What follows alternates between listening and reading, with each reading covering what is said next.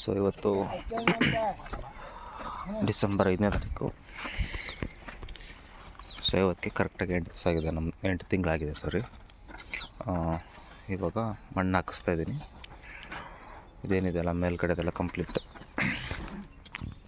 ಈ ಒಂದು ಮಡಿಗಳ ಮೇಲೆ ಈ ಥರ ಮಣ್ಣು ಹಾಕ್ಸ್ತಾ ಕಂಪ್ಲೀಟ್ ಶುಂಠಿ ಪ್ರೊಡಕ್ಟ್ ಆಗ್ತಾ ಹೋಗ್ತಾ.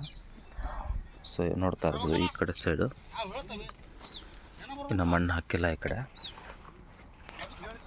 ಸೊ ಇದರಲ್ಲಿ ಶುಂಠಿ ನಮಗೆ ಮೇಲ್ಮೇಲೆ ಕಾಣಿಸ್ತಾ ಇರುತ್ತೆ. ಸೊ ಹಾಗಾಗಿ ಮಣ್ಣು ಹಾಕ್ಸೋದ್ರಿಂದ ನಮಗೆ ಪ್ರೊಟೆಕ್ಟ್ ಆಗುತ್ತೆ ಸೂರ್ಯನ ಕಿರಣಗಳಿಂದ. ಸೊ ಹಾಗಾಗಿ ಶುಂಠಿ ಬಸ್ಟ್ ಆಗೋದಿಲ್ಲ.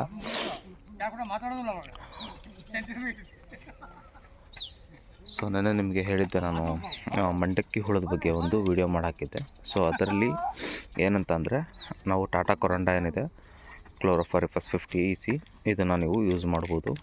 ಸೊ ಒಂದು 3 ಬ್ಯಾರ್ಲು ಒಂದು 3 ಬ್ಯಾರ್ಲ್ ಏನಿದೆಯಲ್ಲ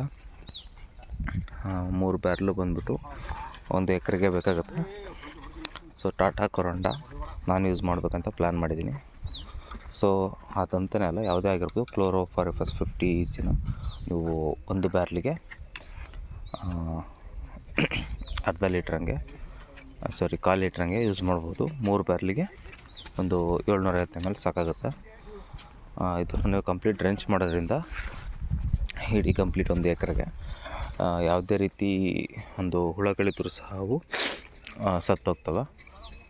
ಆದರೆ ಮಿನಿಮಮ್ 15 to 20 ಡೇಸ್ ಅದು ಹಾಕಿದ ಮೇಲೆ ಕೀಳೋ ಹಾಗಿಲ್ಲ. ಸೊ ಹಾಗಾಗಿ ನೀವೇನಾದರೂ 1.5-2 ತಿಂಗಳು ಮೇಲೆ ಇಡ್ತೀರಾ ಅಂತ ಅಂದರೆ ಮಾತ್ರ ಆ ಒಂದು ಸಂದರ್ಭದಲ್ಲಿ ಮಾತ್ರ ನೀವು ಕ್ಲೋರೋಫರಿಫಸ್ 50 ECನ ಯೂಸ್ ಮಾಡಿ.